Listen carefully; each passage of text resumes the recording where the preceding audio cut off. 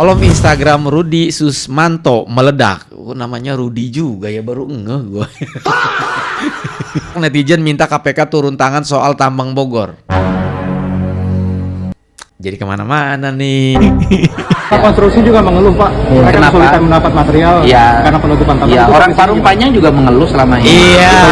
Ya solusinya kan lagi kita rumuskan rekomendasi dari tim teknis. Mobil besar nggak boleh lewat di jalan kabupaten dan provinsi, langsung ke akses tol. Atau Pak Bupati berencana membebaskan lahan untuk tambang. Tapi di balik itu bukan persoalan jalan tambangnya, tetapi pertambangan harus melahirkan nilai kemanusiaan. Tuh, dengerin. Saya nggak mau lagi nanti ada orang yang meninggal di tambang itu tidak dapat asuransi kecelakaan kerja. Iyalah. Saya jadi bangunan indah, jadi hotel segala macam, tapi daerah yang menjadi penghasil tambangnya mengalami kemiskinan. Jadi ini yang akan saya bangun adalah keadilan. Garis besarnya adalah Bapak Kademi sedang menata keadilan. Berani sekali Anda mengundang bencana yang lebih besar. Hai, Bupati Bogor. Aduh. Jangan kau memaksa gubernur untuk membuka kembali tambang-tambang yang di Bogor. Karena Anda kan tahu Mengundang bencana dong. bahayanya sungguh sangat besar. Jangan rakyat jadi alasan. Sederhana tapi nusuk loh Bang ya. Ada daster sama pakaian dalam tuh ya.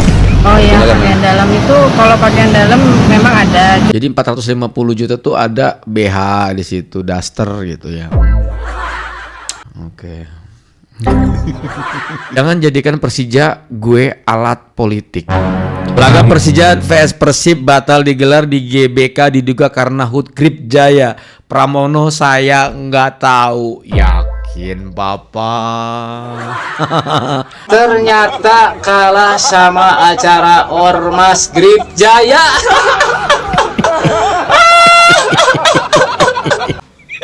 Jaya iku mah.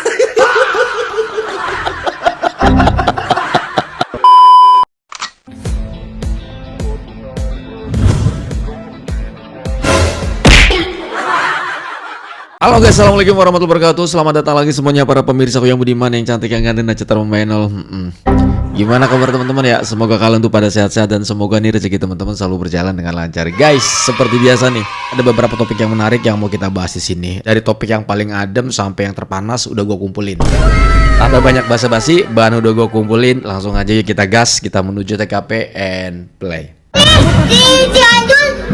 Tidur sore sama banteng. Itu satu sama batak. Hari ini yang orang mana? Ulang Subang. Subang terama. Kan wae. Hari ibuna orang mana? Ulang Jakarta. Aduh, ya. Eta lain nu Orang Cianjur, Maleber, Desa Gudang. Desa Gudang.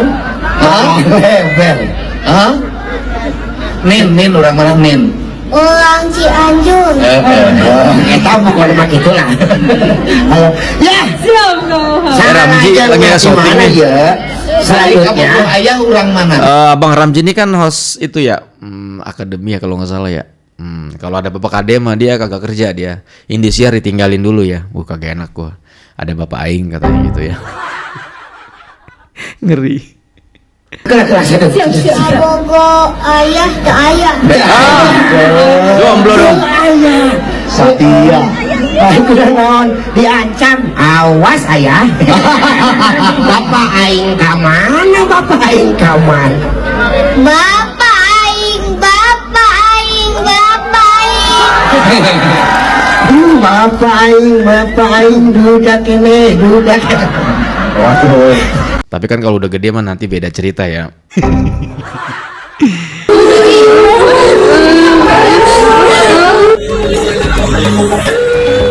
Apa yang ibu ketahui tentang keenam anak?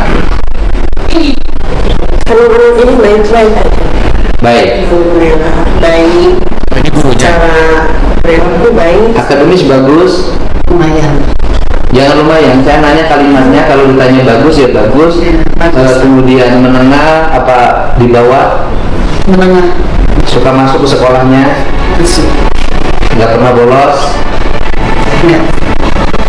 Terus yang jadi problem apa? Ya kan kalau dia berperilaku baik, secara akademis nggak ada masalah, ke sekolah rajin, terus yang masalah apa? Yang meresahkan kami baru-baru ini Pak, ini tentang penampilan siswa. Penampilan apa yang meresahkan? Mereka berkerudung kan? Betul Pak. Terus Dalam hal sedangkan kosmetik atau kosmetiknya. oke, kosmetiknya berlebihan. Oke, kalau kosmetik berlebihan, punten hubungannya sama rambut apa ya? Kalau yang berwarna sih gue jujur setuju gitu ya. Kalau gue secara pribadi, kan setiap orang punya opini ya. Mungkin orang tuanya kaya, Ya. sehingga punya bedak lebih daripada uang dibuang, kan lebih baik beli bedak daripada lipstiknya. Kalau dibuang lebih baik pakai lipstik daripada skincare murah mahal. Mungkin orang tuanya cukup uang, kan tidak ada masalah. Ini Pak, sebenarnya saya sayang sama anak-anak saya. Enggak gini. Argumentasinya apa? Saya gitu. Argumentasinya problemnya apa sih? Disebut penampilan terlalu menor. Oke, penampilan terlalu menor wajah. Kan tinggal ingatkan, besok Udah sering Pak, terus sering akumulasi. Oh, udah sering. oke, diperingatin menor karena lagi berkembangnya. Ingetin, ibu sudah ngingetin. Berapa kali ngingetin? Sering Pak, bukan sama saya saja, Oke. guru yang lain. Oke, ada tertulis nggak surat ditujukan pada orang tuanya? Ada kata-kata dari Enggak. Pertanyaannya adalah gini, ketika ada teguran pada anak, kan anaknya masih di bawah perwalian. Iya. Artinya bahwa ada wali orang tuanya. Dibiasakan guru untuk memberikan surat kepada orang tuanya bahwa Bijak ya. anak ibu bernama ini berpenampilan terlalu menor. Mohon kepada ibu untuk segera datang ke sekolah membicarakan. Pernah? Terus itu gimana? Boleh sampaikan. Iya, pada umumnya saya mengenal kesan di masyarakat aja Pak. Siapa yang resah? Ya, masyarakat dulu. Enggak. Kan ketika resah masyarakat, kan harus ada sampel yang diresahkan siapa? Yang resah siapa? Anak laki-laki biasanya. Resahnya bagaimana? Bu, kunaon air laki panjang saeutik jadi gajian naik ayo istri rambut bareng diantar keluar gerbang dibuka ya masih pakai seragam. Mungkin bukan anak saya yang ini Pak, bukan jurusan broadcast bukan. Nah, terus? Ya aku masih tugas sama dari sini, terus yang disalahkan biasanya anak-anak lucu aja. Itu anak hubungan saya Pak. Saya tuh melihat hati-hati anak saya diituin. Bu, ada yang colek-colek anak ibu, sopir angkot, kenapa yang rambutnya gelap? Juga sih ya masalah make up. Konsentrasi. Terus kemudian apa yang ibu lakukan karena ketertekanan? Itu aku malesnya melihat saya gimana anak ibu saya psikologisnya lagi enggak. Berarti secara pribadi dia minta maaf terkait masalah motong rambutnya ya. Tapi kalau untuk negor masalah makeup itu, ya itu udah bener lah. Karena kan banyak keluhan juga. Akhirnya ibu melakukan anak-anak digunting. Enggak sampai semua masih bisa di di rambut masih bisa. Masih. Tapi ibu memahami nggak kalau digunting mereka malah jadi tambah pembel gitu. Iya, pada akhirnya saya dan Menerima salah ya guys. bersalah merasa berdosa sama anak-anak. Menurut saya itu nggak bersalah. Oke. Salah. Enggak menurut saya. Kalau niat ibu dalam tujuannya untuk memperbaiki. Oke. Tujuannya karena sayangnya. Saya ini sayang saya. Ya, karena rasa sayang, bukan karena rasa benci, bukan karena rasa ketidaksukaan. Kali dulu. Artinya bahwa ekspresi ibu memukul, seperti saya sering dipukul ibu saya, menjadi pukulan yang indah. Ketika saya besar, oh iya ya, dulu kalau aku nggak digebukin sama ibu aku nggak begini. Ya kan? Bisa jadi waktu itu aku benci banget sama ibu. Saya dipaksa oleh bapak saya harus selalu ranking pertama ketika sekolah, sehingga saya harus belajar bangun malam, ambil ember, kaki saya dimasukin ke ember agar saya bisa belajar. Hari ini saya menyadari, saya dulu kalau nggak dipaksa bapak saya harus selalu ranking 1 di sekolah, nggak mungkin. Oke. Jadi neng-neng yang 6 ini hari ini bisa jadi neng marahnya luar biasa, kecewa, tapi udah gede. Anda sudah jadi artis yang ternama, jadi orang hebat, Anda akan mengenang peristiwa indah dia bapak, indah gitu loh. Jadi saya tahu psikologi. Oke. Kakmat, KDM kasih pilihan make up tebal atau sekolah bayar. Oke. Pakai duit apa? Duit negara. Hasil aku ngumpulin pajak loh. Iya kan? Buat kamu sekolah gratis. Terus aku rugi sebagai gubernur. Kenapa ruginya? Aku tiap hari ngisiin duit biar sekolahnya gratis. Ya kan, biar rakyat Jawa Barat ringan biaya hidupnya, ringan biaya sekolahnya, biar pada sekolah. Tapi kamu buangin duit pakai make up. Nah, loh. Sekolah bayar ya? Kena. Oke?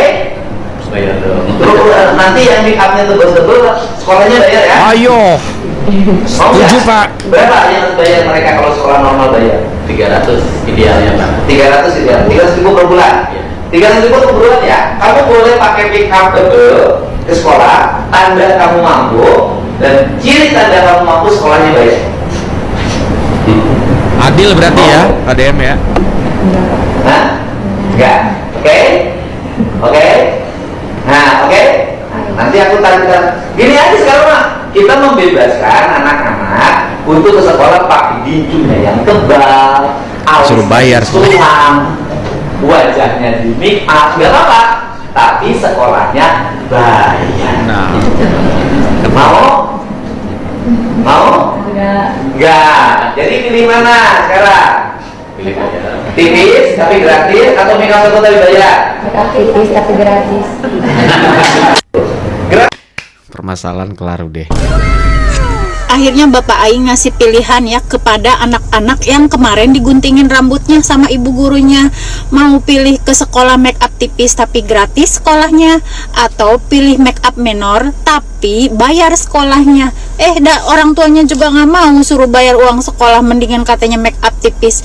Mending adik-adik pada nurut ya, sekolah teh bukan ajang buat bermenor-menoran. Nanti tuh kalau kalian pada menor ya, saling membandingkan satu sama lain, siapa make upnya lebih bagus, siapa make upnya lebih mahal gitu kan. Akhirnya apa, yang nggak punya duit, yang beli make up harga pas-pasan gitu, diomongin gitu, pada minder lagi ya kan, kasihan gitu. Mendingan disiplinkan aja ya. Tapi ya mengenai make up tapi yang digunting rambut, udah aku nggak setuju. Atau nggak apa-apa, udah nggak kelihatan di hijab gitu ya. Mendingan kalian duitnya alokasikan buat beli skincare deh, nanti awet muda sampai tua, daripada ya dipakai untuk make up menor-menoran. Nggak setuju aku mah, kayak rada-rada juga ngadombret ya gini kan. Ya kalau makeup pasti banyak yang nggak setuju sih kalau terlalu medok gitu ya. Apa udah kayak mau gitulah. Siswi berkerudung dicukur paksa oleh guru. Kang Deddy Mulyadi turun tangan minta maaf ke orang tua murid. Alam APBN, ambil positif buang negatif, nonton videonya sampai habis. Setidaknya 18 siswi SMKN 2 Garut dikirim ke salon oleh Gubernur Jawa Barat Deddy Mulyadi setelah rambut mereka dipotong paksa oleh guru. Kita tahu kalau dari dulu peraturan di sekolah itu rambut dilarang diwarnai ya. Peraturan adalah peraturan, dan kecewanya kenapa para siswi di sekolahan tersebut tetap masih mewarnai rambut. Cuman permasalahannya hal ini menjadi pro dan kontra. Karena apa? Karena sebenarnya mereka kan seragamnya tertutup kerudung ya, dan rambutnya itu bukan yang diperlihatkan gitu loh. Bahkan ada video yang berseliweran, ada perempuan yang sudah menggunakan kerudung dan rambutnya bahkan tidak dicat, tidak diwarnai, tapi tetap ikut dipotong. Kenapa Bapak Ibu yang mencukur rambut siswi tersebut? Gara-gara rambutnya keluar dari kerudung. Maksud saya gini loh, nggak bisa ya ditegur pelan-pelan dulu, dikasih surat peringatan dulu, atau dipanggil orang tuanya, dilibatkanlah orang tuanya. Nggak main hakim sendiri langsung potong rambut siswi gitu loh, Bu. Dari dulu gua pribadi itu udah mikir, apa hubungannya rambut dengan pendidikan? Semakin tumbuh besar, gua makin menyadari bahwa sekolah itu adalah tempat kita tumbuh dan berkembang, tempat kita diajarkan disiplin, tempat kita diajarkan untuk menaati peraturan. Karena mau kita besar dimanapun, aturan itu akan selalu ada dimanapun dan kapanpun. Kalau dari sejak dini, sejak kita di sekolah kita nggak bisa menaati peraturan, gimana nanti kita tumbuh besar di lingkungan yang kita bahkan nggak kenal? Sebenarnya kalau mau dilihat dari sudut pandang sebagai siswi pelajar yang masih bersekolah, masih status pelajar gitu ya, ya peraturan tetap peraturan. Rambut nggak boleh gondrong untuk laki-laki, cewek yang berkerudung rambutnya nggak boleh keluar dari kerudung, nggak boleh kelihatan, walaupun ketutupan kerudung tetap nggak boleh dicat rambutnya. Terus ada juga sekolahan-sekolahan yang mengharuskan perempuan itu rambutnya diikat supaya kalau masa pembelajaran, jam pelajaran itu rambut nggak ke depan gitu loh, terutama untuk cewek-cewek yang berponi gitu loh. Gue juga paham ya kalau bagaimana cara kita berpenampilan itu adalah citra kita sebagai pelajar, adalah citra kita sebagai siswi gitu loh. Cuman maksud gue kayak sebenarnya untuk para siswi ya, jika tidak ingin mendapatkan konsekuensi seperti hal-hal rambutnya dicukur paksa, dipotong paksa, ya hal paling simpel adalah dengan tidak melanggar peraturan yang sudah disediakan oleh pihak sekolah. Karena seharusnya mereka juga sudah dipelajari dan sudah mempelajari dan sudah diberitahu bahwa dari segala setiap tindakan itu pasti ada konsekuensinya. Kalau mau ngeliat sisi positifnya ya, ini tuh bukan hanya sekedar hukuman gitu loh, tapi ini adalah cara untuk mendisiplinkan. Jadi dalam perihal ini sepertinya gue tidak menyalahkan gurunya ya, karena gue yakin kayak dari awal lu masuk sekolah situ pasti lu udah dikasih tahu dong peraturan-peraturan yang ada di sekolah itu apa, terus kalau dilanggar konsekuensinya apa. Karena menurut gue masih percaya bahwa nggak mungkin guru-guru itu tiba-tiba nyukur rambut lo secara paksa, motong rambut lo secara paksa tanpa ada peringatan atau pemberitahuan sebelumnya, atau mungkin nggak ada peraturan tertulisnya dan segala macam. Rasanya menurut gue nggak mungkin. Iya, cuman menurut gue ya mungkin untuk selanjutnya nih kalau ada sekolah-sekolah yang kayak gini lagi gitu ya, mungkin kalau emang mau rambutnya dipotong dan segala macam itu harus melibatkan orang tuanya gitu loh, karena sebagai perempuan rambut itu adalah mahkota gitu loh. Manjangin rambut itu juga nggak gampang, manjangin rambut itu juga nggak mudah, nggak cepet gitu loh. Jadi mungkin bisa diganti dengan peraturan ya, kalau misalkan rambutnya berwarna ya udah disuruh semir hitam aja, jadi rambut lo nggak pirang-pirang nih, gue semirin deh jadi hitam gitu loh, tapi tetap rambut lo panjang, bedanya jadi hitam aja daripada dipotong paksa, dicukur paksa. Mungkin itu menurut gue lebih bijak. Kebanyakan malah mendukung gurunya sih. Ya kita kan di situ mau belajar. Udah intinya setik sebagai gajah. Iya kan? Segala sesuatu yang melanggar pasti kan ada konsekuensinya. Gue setuju. Cakep tuh. Saat ini kami sedang bersama Bapak Menteri. Pak Menteri, ada pesan untuk Jawa Barat, terutama terkait dengan ekonomi, ya, baik pertumbuhan di siang lain keberlanjutannya. Jawa Barat semangat, Pak Gubernurnya canggih, ekonomi tumbuhnya akan semakin cepat, lapangan pekerjaan akan tercipta lebih banyak lagi, jadi Jawa Barat akan semakin sejahtera ke depan. Mantap. Siap. Istimewa. Siap. Sampurasun. Menteri Keuangan aja bilang kayak gitu ya, kalau Gubernur Jawa Barat itu adalah gubernur canggih gitu.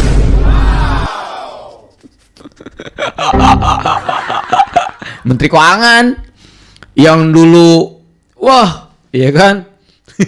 saling sindir menyindir ya terkait tentang apa sih tuh uang ngendap itu, ingat ya kalian? Sekarang justru malah Purbaya mengapresiasi Gubernur Jawa Barat ya. Wih, gokil. Coba dengerin. Baru saja kami mengikuti rapat koordinasi dengan Pak Menteri Keuangan ya Republik Indonesia dalam rangka menyelesaikan berbagai bottleneck investasi di Jawa Barat dengan Pokja The Bottlenecking, dan kami ditugaskan oleh Pak Gubernur Kang Deddy Mulyadi, Bapak Aing. Ya, tadi Pak Menteri menyampaikan apresiasi terhadap pertumbuhan ekonomi Jawa Barat ya, yang di bawah kepemimpinan Pak Gubernur terjaga dengan baik, bahkan meningkat terus.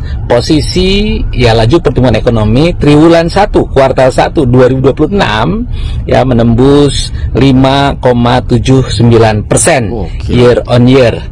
Ya, sementara nasional di angka 5,61% year on year. Jadi Jawa Barat ada di atas rata-rata nasional, dan ini peluang bagi kita semuanya untuk memacu investasi di Jawa Barat. Adapun berdasarkan publish dari Kementerian Investasi ya, untuk investasi kuartal 1 di Jawa Barat menembus 76,8 triliun atau 15. Udah cukup lah, pokoknya ekonomi di Jawa Barat maju alhamdulillah. Sampai Menteri Keuangan aja mengapresiasi karena gubernur canggih. Kenapa? Karena punya strategi yang bagus. Ya, naikin omset pajak, strateginya bagus, jadi kebijakan nasional. Gokil sih menurut gua ya. Oke, sekarang kita waktunya bahas mengenai masalah tambang. Kolom Instagram Rudi Susmanto meledak. Namanya Rudi juga ya, baru ngeh gua. Bukan Rudi Masud ya. Tapi kita juga mau ngebahas terkait tentang Rudi Masud ya, mengenai anggaran 450 juta itu yang laundry itu ya. Kolom Instagram Rudi Susmanto meledak, netizen minta KPK turun tangan soal tambang Bogor. Ya kan, jadi kemana-mana nih. Pak konstruksi juga mengeluh Pak, mereka kesulitan mendapat material karena penutupan tambang. Ya, orang Parung Panjang juga mengeluh selama ini. Iya. Ya solusinya kan lagi kita rumuskan rekomendasi dari tim teknis. Solusinya seperti apa, rumusannya seperti apa. Misalnya begini, mobil besar nggak boleh lewat di jalan kabupaten dan provinsi, langsung ke akses tol. Atau Pak Bupati berencana membebaskan lahan untuk tambang, kemudian nanti membangun jalan tambang. Solusinya banyak formulasinya. Nah, tetapi di balik itu bukan persoalan jalan tambangnya, tetapi pertambangan harus melahirkan nilai kemanusiaan. Tuh, dengerin. Saya nggak mau lagi nanti kuli lajur tanpa asuransi. Yang tukang muat itu tanpa asuransi. Saya nggak mau lagi nanti ada orang yang meninggal di tambang itu tidak dapat asuransi kecelakaan kerja. Iyalah. Saya tidak mau lagi mereka diupah sangat rendah. Kenapa? Pertambangan ini melahirkan bahan baku yang murah. Bahan baku yang murah itu menjadi properti yang mahal. Apa yang terjadi? Satu daerah mengalami peningkatan ekonomi yang sangat tinggi, jadi bangunan indah, jadi hotel segala macam. Tapi daerah yang menjadi penghasil tambangnya mengalami kemiskinan. Jadi ini yang akan saya bangun adalah keadilan. Dari penutupan kuari itu kan berdampak. Garis besarnya adalah Bapak Kademi sedang menata keadilan. Karena yang namanya galian tambang dari zaman dulu kan, bos-bosnya makan pada kaya-kaya kan. Bahkan kalian pernah dengar sendiri ada sebuah video di mana lurah atau kadesnya mengakui omset dalam satu harinya itu 50 juta itu keuntungannya.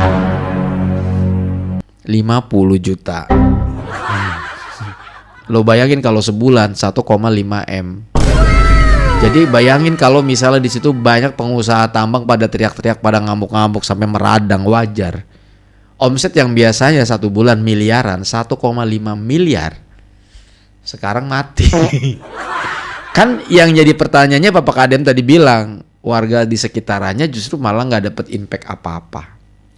Kalaupun misalnya ada pekerja tiba-tiba ada kecelakaan dan segala macam, itu nggak ada jaminan asuransi atau apalah gitu ya. Kemudian tetap ujung-ujungnya pemerintah juga. Lah enak banget kan gitu ya. Nah, KDM itu dalam menata ke sana. Ya. Pak Deddy gak bisa bahasa Inggris. Pak Deddy konten. Aduh. Pak Deddy main raja-rajaan. Eta nu demo geus beak strategi, geus beak cara gimana caranya untuk ngagubrageun Kang Deddy Mulyadi selaku Gubernur Jawa Barat. Jeung manehna eta berkuar-kuar, berorasi asa seolah-olah manehna bener bahwa Kang Deddy Mulyadi selaku Gubernur Jawa Barat tidak bisa berbahasa Inggris. Why? Hey, dengekeun.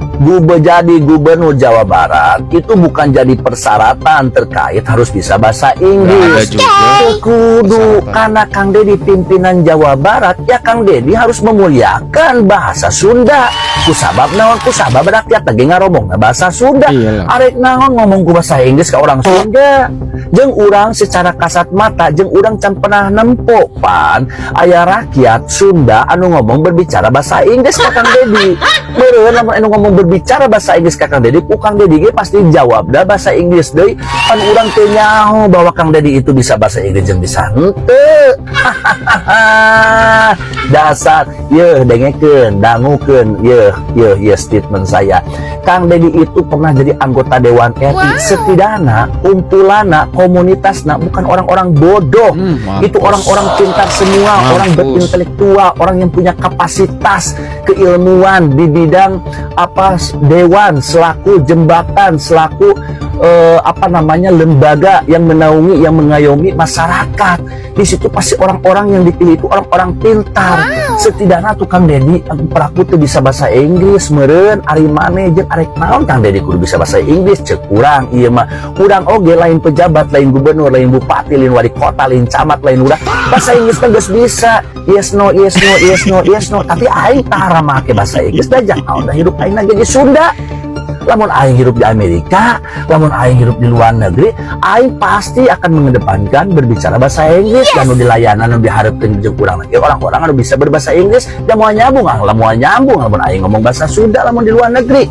Ari maneh talolol eta budak kamari sore, sia di daerah sabaraha eta maneh di amplopan sabaraha kudu jadi ngagundageun demo ka Kang Dedi Mulyadi pimpinan urang sia. Sebenarnya malas gue bahas ini lagi, kan udah basi ya. Apa kolerasinya demo tambang dengan bahasa Inggris? Hah? Gitu.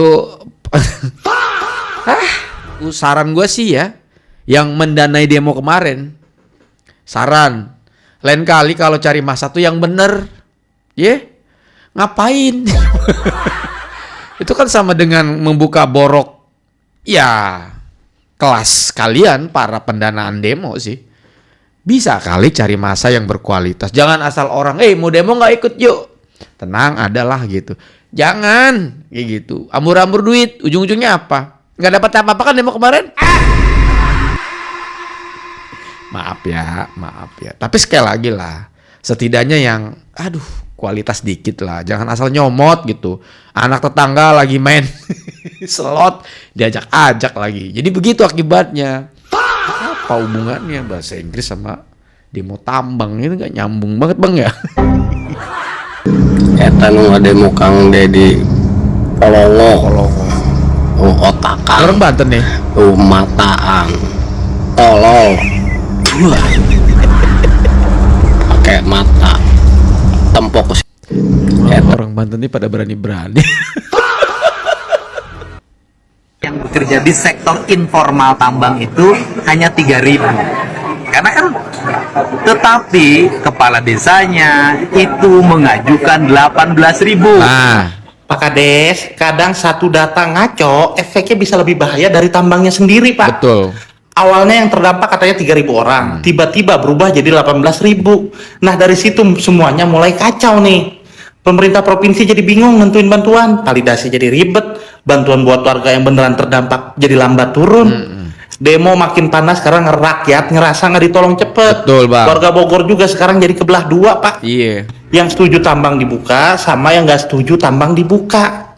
Akhirnya warga jadi saling curiga, saling nyalahin, saling serang opini.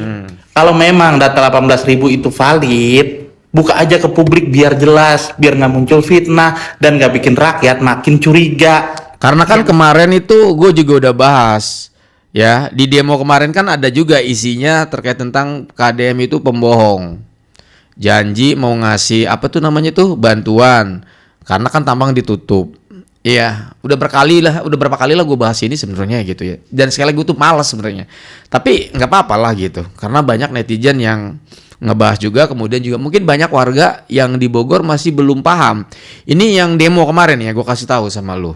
Sebetulnya dari 3.000 itu sudah dibagikan. Cuman tiba-tiba muncul data baru totalnya 18.000. Lo bayangin aja dari 3.000 ya, dari 3.000 jadi 18.000. Itu 15.000 itu apa? Kadang-kadang begitu. Makanya bener kata Bang ini, mendingan datanya kalau mau dibuka secara publish.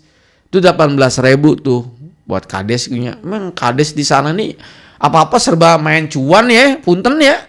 Urusan sama cuan tuh cepet deh. Tambang ditutup, demo, ya kan, ngadep ke mana? Ke KDM. Ternyata omsetnya 50 juta. Emang bener. Kalau urusan cuan lo cepet. Apa-apa langsung gerak-gerak gitu ya. 1,5 M omset, gila nggak lu? Waktu giliran ditutup sementara, data awalnya 3.000. Tiba-tiba masuk data susulan jadi 18.000. Gila emang. 15.000 tuh data apa gitu. Ya nggak bisa lah orang-orang yang nggak kena dampak harus dapat bagian, nggak adil namanya. Coba dikali 3 juta dikali 15.000 berapa? Jangan yang 3.000-nya dulu, yang 15.000-nya. Coba hitung apa nggak miliaran. Oh, gila sih menurut gua mah ya. Warga, lu tahu kagak? Ternyata dari Pemprov itu sudah memberikan solusi lapangan pekerjaan terkait tambang ditutup di daerah Bogor tersebut. Cuman geninganan para kepala-kepala desanya yang pada kagak mau ngirim data. Giran kayak begini aja merasa paling tersakiti oleh Gubernur Jawa Barat. Ngomonglah segala kagak bisa setor Bang Emok, segala kagak bisa setor cicilan motor. Oh iya, banyak. Pekerjaan udah dikasih sama provinsi buat menjadi petugas PU kebersihan, buat ngurusin bersih-bersih jalan di daerah Bogor. Malah pada kagak diambil, kagak dikirim data. Gila kesusahan, pada ngeluh, pada teriak-teriak, pada demo, nyampe nyerang-nyerang personal pribadi. Ngomong segala kagak bisa nyetorin Bang Emok, kagak bisa nyetorin setoran motor. Solusi dikasih, pada kagak mau diambil. Padahal udah jelas-jelas digaji sama Pemprov tiap bulan. Tunjangan BPJS dapat. Terus kalau kayak begini salah siapa? Jangan nyalahin KDM kalau kayak begini. Nah, terkait kompensasi juga, ternyata ya kan pada ngomong katanya tibang 1 kali doang dibagiin tuh kompensasi, ke sini-sini kagak ada lagi. Ya iyalah, orang dari 3.000 jadi 18.000 yang minta kompensasi. Dan itu juga ketika pemberian data 18.000, pihak-pihak pemerintah sekitar tempat lu juga ngomong ke KDM katanya kan, kalau kagak segera dibayarkan akan beginilah, akan begitulah. Ya jatuhnya mah kayak ada ancaman secara tidak langsung. Ya jadinya mau kagak mau sama Pemprov ya udah jatah buat yang 3.000 orang, jatah untuk 6 bulan kali pembayaran 3 juta tuh ya 6 bulan loh. Dikasihin. Orang ada sedikit ancaman kalau gua ngelihat dari perkataannya mah. Nah makanya lu pada nih warga yang kemarin teriak-teriak ya kan, yang demo, kalau mendengarkan sesuatu itu jangan dari sebelah pihak doang.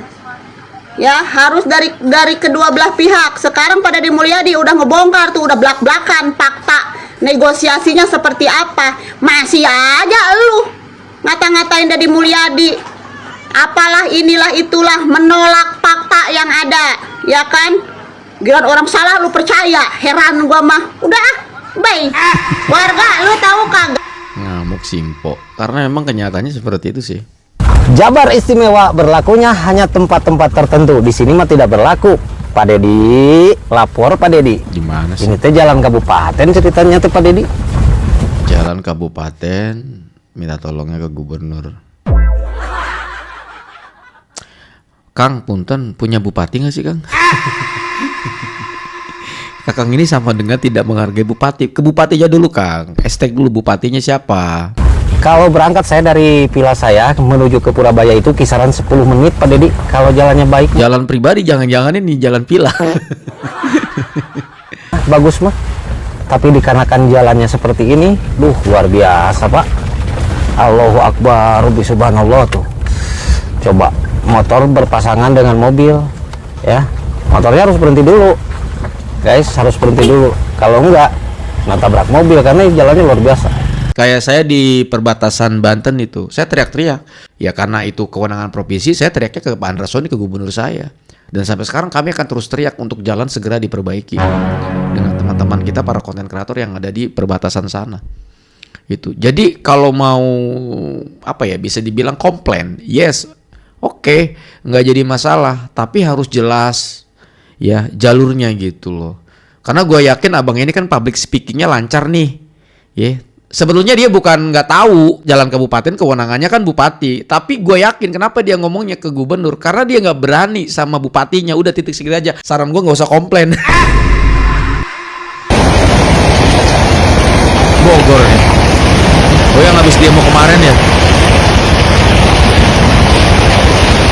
Ini kalau di Bogor ada nemuin begini, ini tandanya apa? Berarti di ujungnya itu ada galian tuh.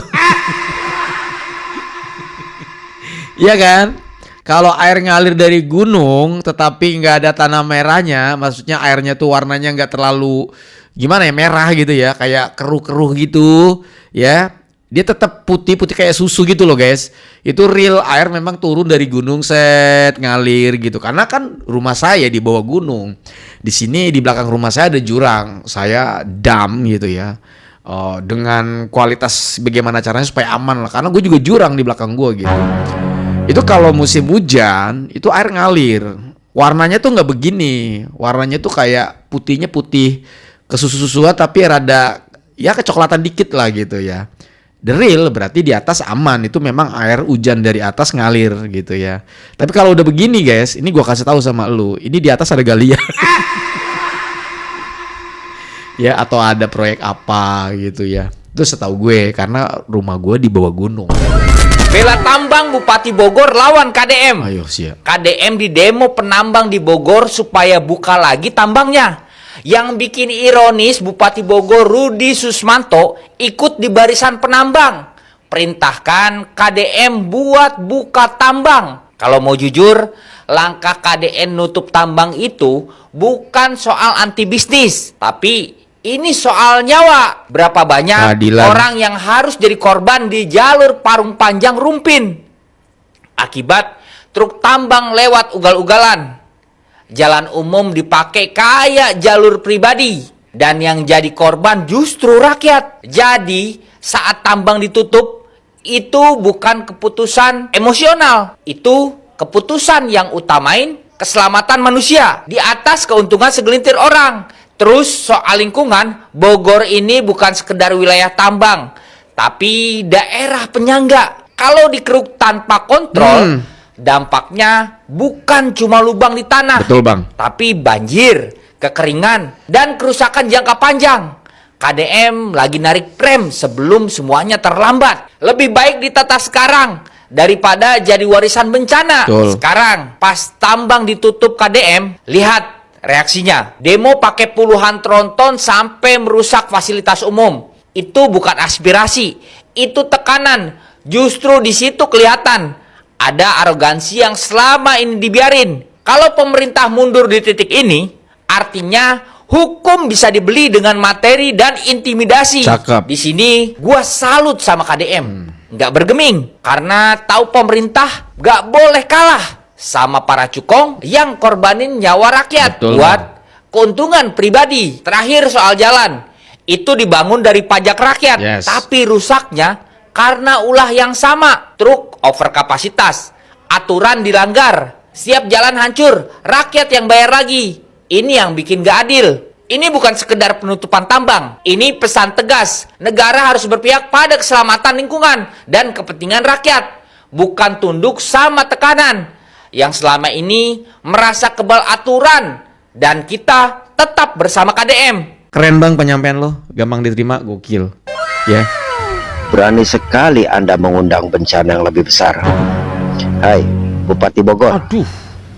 Jangan kau memaksa gubernur untuk membuka kembali tambang-tambang yang di Bogor. Karena Anda kan tahu, mengundang bencana. Bahayanya sungguh sangat besar untuk daerah Jakarta. Apakah Anda tidak berpikir ke arah sana? Apakah hanya uang yang kamu harapkan? Jangan rakyat jadi alasan. Sederhana tapi nusuk loh bang ya. Oke, sekarang waktunya kita jalan-jalan ke Sumatera. Kita akan ke Kalimantan Barat dulu guys ya. Yuk kita gas yuk. Halo Bos Pur, apa kabar Pak Gubernur?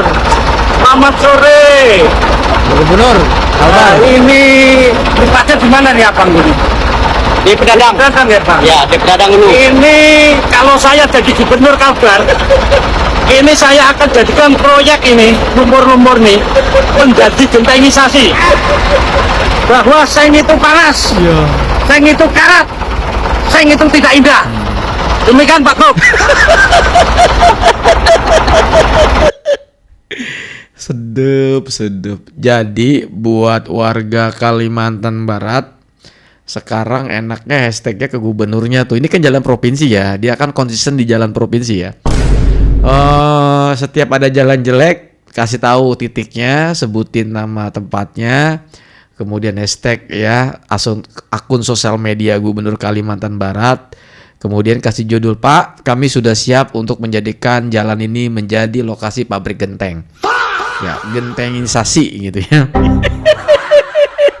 Sekarang kita akan masuk ke Kaltim nih guys. Kaltim ini pembahasan laundry ya. Biaya laundry 10 juta ini rame banget. Kita akan lihat salah satu wawancara. Mungkin kalian udah pada nonton dari konten yang lain, video-video yang lain, atau reaction yang lain. Tapi kalian gua ajak nonton bareng di sini. Alright. Gua kaget dan gua salpok. Gue pikir perusahaan laundrynya itu gede. Ternyata ya biasa aja gitu loh. Uang 450 juta. Ya gue mikirnya gini, itu kan gede banget ya setahun. Kenapa nggak sewa ART itu yang pertama? Ya terus beli mesin laundry. Berapa sih beli mesin laundry coy? Hah? Nggak nyampe ngabisin 50 juta. Ya realitinya murah lah gitu ya. Tapi nggak tahu kalau yang belinya itu Gubernur Kaltim. Pasti dibikinnya ratusan juta kayaknya. Beda kan mesin laundrynya dari ini bahannya titanium gitu. Ini penjelasan pemilik Alwan Laundry soal item pakaian yang viral di kwitansi. Ya ini pemilik laundrynya guys gitu ya. Oke lanjut. Untuk yang beredar itu ya saya kan membuka jasa 24 jam. 24 jam. Setidaknya harganya mungkin berbeda. Jadi saya Lebaran pun saya kerjakan, kayak contohnya kemarin Bapak baru datang jam 4. Saya sudah ngambil laundry itu malam takbiran. Izin ya, bukan berarti gua mengecilkan atau meremehkan ya Ibu ya, punten Ibu siapa namanya jadi Ibu Alwan ya. Mohon maaf. Yang ada di bayangan saya tuh punten Bu ya. Mewah, tempat laundrynya keren gitu ya. Barangkali kan beda gitu karena kan beda jasanya mahal gitu. Ternyata gedean punya temen gua gitu ya, yang punten lah gitu ya. Gue pikir tuh mewah gitu. Antar. Saya nggak masalah karena memang dari pembicaraan awal kan siap gitu. Itu pembayaran harga sudah termasuk pajak Bu ya? Atau pembayarannya iya kena pajak. Oh kena pajak ya? Itu sih pengerjaannya selama ada pesanan kami kerjakan. Kalau nggak ada instruksi buat ekspres ya kami tidak akan mengerjakan ekspres. Oh siap. Berarti tergantung pesanan doang guys. Tergantung pesanan. Kalau ada pesanan laundry ya baru di laundry. Nggak tiap hari juga. Tapi mahal banget ya. Wow. Oke dengerin lagi. Ini cuma ngerjakan ekspres Bu ya? Enggak juga, kadang kalau misalnya enggak keburu, enggak berangkat atau ada acara yang mendadak, kami tidak akan ekspres. Item-item yang dikerjain biasanya apa tuh Bu? Tiket kapur, spray, sarung kursi. Sama yang ada kan dari penjabaran yang kemarin muncul kan, ada daster sama pakaian dalam tuh ya. Oh iya, pakaian dalam itu kalau pakaian dalam memang ada, cuma kan kenapa jadi di-up? Yang pertama dia itu 3 jam, terus pengerjaannya malam, terus dia itu di packing satu-satu. Oh, contohnya seperti apa yang di packing itu?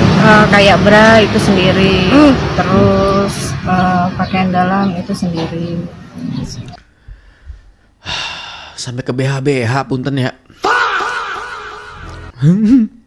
Jadi 450 juta tuh ada BH di situ, daster gitu ya. Bukan baju dinas doang ya. Oke.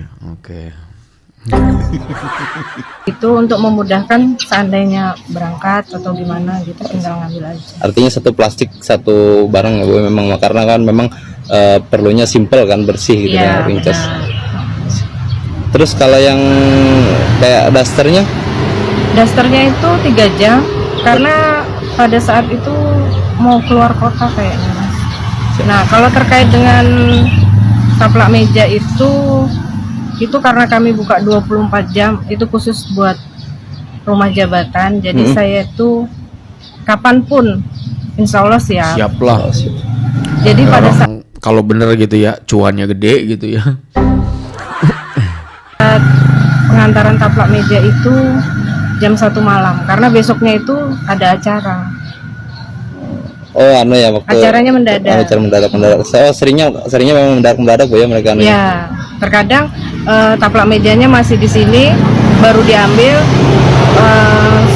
ada instruksi besok mau dipakai sudah, jadi harus cepat-cepat dikerjakan. Dan itu kadang sampai jam 10 malam. Terus kalau prosedur kan Bu ya? Awalnya itu kiloan ya Mas. Oh, kiloan. Awalnya kiloan kami. Cuma kan di situ memang dari awal sudah ngomong siap gitu.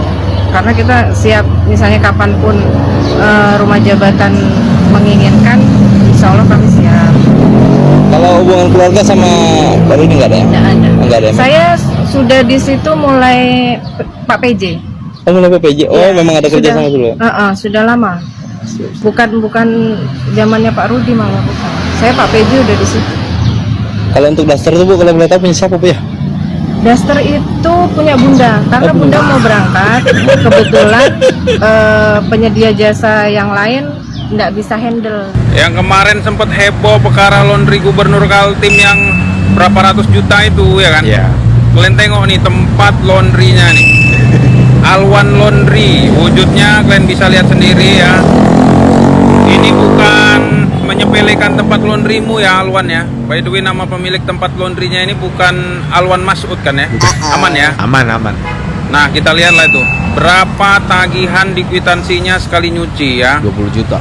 Kalian tengok nih, 20 juta sekali nyuci. Di situ tertera tuh keterangannya. Tagihan untuk tanggal 25 Maret sampai 31 Maret 2026. Buset. 25 sampai 31 tuh cuma seminggu. Berarti seminggu tagihannya 20 juta 900. Wah, gila sih. Lalu kalian lihat nih di keterangan nih, ada pakaian dalam, angkanya 25 layanan satuan, total harga 375.000. Kalian bagikan aja itu. Nyuci satu sempak ya 15.000 gitu. Nggak ada tempat laundry lain di sana untuk laga harga gitu. Satu-satunya si Alwan ini di sana. Kalian tengok lagi yang lain. Handuk 10 piece 350.000, per piece 35.000. Nyuci handuk sebiji 35.000. Luar biasa kali ya Alwan hargamu. Lalu lihat lagi nih di bawahnya nih, ada handuk 15 piece 600.000, berarti per piece. Oh, itu handuknya lebih besar. Oke, di bawahnya lagi ada handuk 5 piece 225.000. Sebesar apa lagi tuh, per piece 45.000. Ya. Belum lagi yang lain-lain lagi tuh. Cak, kawan-kawan yang di Kaltim yang biasa ngelondri ya, wajarkah harga segitu di sana? Kalau kalian bilang wajar, kayaknya mau juga lah aku usaha laundry di sana. Iya. Gampang kali soalnya orang-orang Kaltim nih buang-buang duit, kupikir nih. BH berapa tadi? BH mahal banget ya. Anggaran cuci Gubernur Kaltim 450 juta per tahun. Do, itu nyuci pakai air zam-zam sama air jordan. Nih, tadi gue udah beda ya, sedikit ya. Yuk, kita hitung bareng-bareng ya. Anggaran laundry per tahunnya tuh kira-kira berapa sih untuk orang normal? Oke, anggaran laundry Gubernur Kaltim 450 juta per tahun. Kalau misalkan kita bagi per bulannya 37,5 juta per bulan. Kalau misalkan dihitung per hari nih, dia menghabiskan dana sekitar 1,2 juta per hari. Kalau misalkan kita lihat anggaran orang cuci baju normal, ini adalah hitungan laundry rata-rata di Indonesia ya guys. Baju sehari-hari. Ibaratnya kita nyuci seminggu sekali kan ya, 5-6 kilo lah seminggu. Bulannya itu biasanya 24 kilo per bulan. Rata-rata laundry itu per kilonya 10.000, 24 kilo dikali 10.000, 240.000 per bulan. Tadi Bapak Gubernur bilang kalau misalkan itu tuh nggak cuma baju aja, tapi ada spray, gorden dan lain-lain gitu ya. Kita hitung, tenang, kita hitung. Spray plus sarungnya, misalkan gantinya seminggu sekali dan cuci satu set spray 50.000. 50.000 dikali 4 per bulannya itu 200.000. Handuk, kita hitunglah handuknya untuk mandi-mandi dia ya. Ya. Kita hitung ada 5 handuk yang dia pakai gitu. Misalkan biasa handuk itu kan hitungannya satuan ya. 5 handuk dikali 10.000 dikali 4 per minggu cucinya 200.000. Jadi berapa? Kalau misalkan kita menghabiskan 640.000 sebulan, setahunnya itu cuma habis 7.680.000. ente 450 juta setahun dari mana? Selisihnya masih jauh ya Pak dari laundry harga orang normal. Coba deh, menurut kalian gimana? Atau ada hitung-hitungan yang lebih realistis? Coba Kak Jerome Pauline, tolong dihitungin ya Kak Jerome Pauline. Parah ya. Marwah Gubernur Kaltim dikalahkan oleh Gubernur Sumsel ya. Sewa helikopter 4 miliar. Aduh. Semua gubernur ternyata punya marwah ya. Gila sih. Gue sibuk menghujat Gubernur Kaltim. Rupanya Gubernur Palembang, gubernur gue sendiri. Colongan. Sewa helikopter. Sorry ya, Gubernur Kaltim ya. Gue kira cuman kau yang punya marwah. Ternyata kalian semua punya marwah. Marwah. Lebih gila berarti ya di mana? Sumsel, Sumatera Selatan, berarti Palembang. Wah gila, 4 miliar. Itu segimana bang 4 miliar bang? Sebulan apa gimana bang? Kenapa dia lebih memilih pakai helikopter? Ya karena jalannya jelek. Mungkin ya gitu. Atau memang jaga marwah juga gitu. Colongan. Jangan jadikan Persija gue alat politik. Ini kan lagi rame banget terkait tentang pertandingan Persija yang dimana itu harusnya kan di Jakarta kan tuan rumah kan gitu ya. Tapi tiba-tiba muncul tuh ya spekulasi, ada yang awalnya ke mana? Surabaya, terus ke Bali gitu. Ujung-ujungnya sekarang mental ke Borneo apa di mana? Gue lupa deh, di Samarinda deh. Gue jadi ingat dan gue kepikiran ketika KDM kemarin diserang sama Bobotoh punten ya. Ya gue nggak tahu itu pendukung yang real ya atau memang itu pendukung titipan, selipan. Ya karena memang KDM sekarang ini lagi diserang dari berbagai macam penjuru ya. Tapi untungnya Bapak KDM itu udah kayak avatar. Ya semua elemen ada di dia gitu ya. Jadi mau diserang dari elemen air, elemen api, angin gitu, agama, apalagi. Pokoknya berbagai macam lah kebijakan-kebijakannya itu dia mah udah kayak avatar banget ya. Dia bisa berubah dengan jenis apa gitu yang nyerang dia gitu ya. Udah avatar deh pokoknya. Lalu tiba-tiba muncul berita ini guys gitu ya. Jangan jadikan Persija gue alat politik. Nah itu kalau yang ini gue setuju. Setelah ditelusuri ya terkait tentang ramenya berita ini, ternyata tanggal 10 yang harusnya jadwal Persija lawan Persib di Jakarta itu, ternyata tanggal 10 itu ada acara. Acara siapa? Ulang tahun Ormas coy. Kalah. Laga Persija vs Persib batal digelar di GBK diduga karena HUT Grip Jaya. Pramono saya nggak tahu. Yakin Bapak? Yang pertama saya nggak mau berspekulasi karena terus terang saya nggak tahu kalau ada acara Grip. Secara pribadi ya saya nggak tahu. Jadi kemarin saya sudah menyampaikan kalau kecewa pasti kecewa. Saya pribadi kecewa karena saya berharap bahwa pertandingan bisa diadakan di Jakarta. Tetapi saya tidak mau berpolemik terhadap hal itu karena saya tahu dan saya reasoning atau alasan yang disampaikan oleh pihak-pihak yang berkompetensi untuk penyelenggaraan ini saya sudah mendengarkan secara langsung. Oh, jadi ini alasan jelasnya kenapa batal digelar di GBK laga Persimo lawan Persib. Ternyata kalah sama acara Ormas Grip Jaya.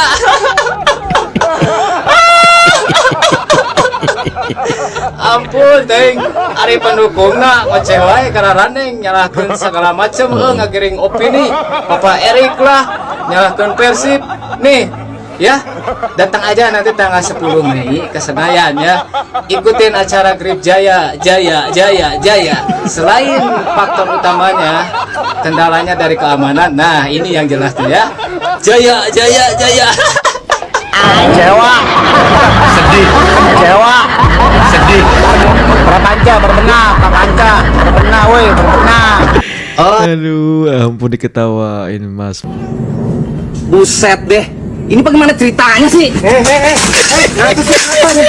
Buset, kesel banget gua. Lu lihat tuh, Persija lawan Persib mainnya di Samarinda, masa? Di Samarinda? Lah iya. Jauh amat. Makanya gua udah ngumpulin duit dikit-dikit, gua kirain mainnya di GBK, kalau nggak di JIS. Masa tuan rumah mainnya di luar kota? Otaknya di mana coba? Allah. Bagian kalau bicaranya gak terima gua teleponin pemain Persija satu-satu. Bagian main di situ aja tuh deket tuh, di 8 Perigi tuh. Udah nyebut mau. Ikut gua yuk. Ngapain? Kita oredin mau ngapain pergi? Ngoret ya. Bagian gua telepon nih. Halo Rizky Ridho. Jangan mau. Rizky Ridho. Iya mah aing nggak mau ketawa sendirian. Ini serius lah, ini kabar serius ya teh. Coba orang mah mun emang bener iya terjadi sebenarnya berarti fix alasanna teh lain karena Persib takut main di Jakarta, tapi ini nih. Iya, aduh. Jaya iku mah.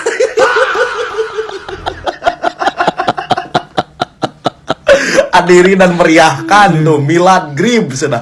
Istora Senayan. Aslina ieu pamorna eleh. Gewo. Bisa gitu aja. Nah, jadi ya merenya alasan namanya dipake barudak ku salah satu ormas. Tuh.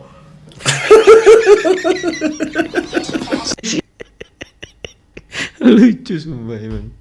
Sumpah lucu anjir. Ternyata sepak bola kalah dengan ormas yang akan menggelar acara di GBK.